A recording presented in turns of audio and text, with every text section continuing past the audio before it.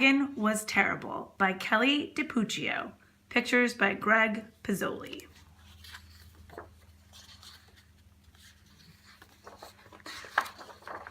Dragon was terrible. Naturally, dragons have a bit of terrible in them because they're dragons after all. But this dragon here, super terrible. He stomped on flowers. He played tricks on the guards. And he spit on cupcakes. Who does that? Dragon, that's who. That's not all. He scribbled in books. He threw sand. And he took candy from a baby unicorn. Honestly, that's terrible. The king had had enough. Enough, he said.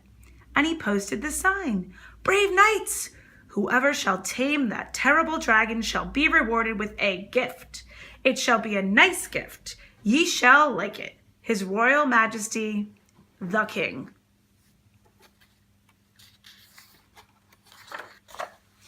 Knights lined up to show off their dragon taming skills. They all failed miserably, and Dragon just grew more terrible. He chased fuzzy yellow ducklings around the moat. He TP'd the castle, and he burned every last royal marshmallow to a blackened crisp. The villagers had had enough. Enough, they said, and they posted this sign. Brave people, whoever shall tame that terrible dragon shall be rewarded with a gift from the king. It shall be a nice gift, we hope.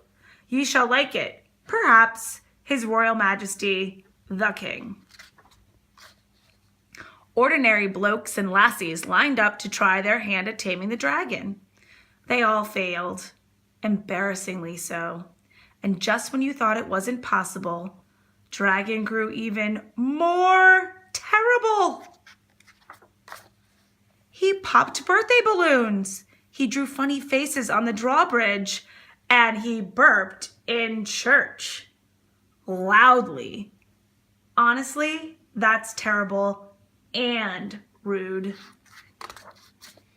A boy wearing a feathered cap and a look of determination had had enough. Only he didn't say enough, like you thought he would. Instead, he sketched a story. The next day, Dragon followed a trail of marshmallows to a shady tree where the boy was reading. The boy spied the dragon out of the corner of his eye and began to read aloud in a booming voice. And then the brave dragon swooped in to save the princess, he said.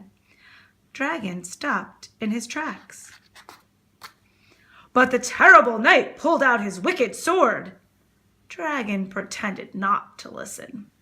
The brave dragon roared, and the fraidy cat knight trembled in his boots. Dragon pretended to walk away. A crowd began to gather, and Dragon took cover in a tree. The boy continued reading, page after page after page, until... Snap! Crash! Dragon landed on the ground with a terrible thud. The crowd gasped. The dragon roared. The clever boy didn't flinch. He reached out a hand to the dragon and said, Would you like to hear how the story ends?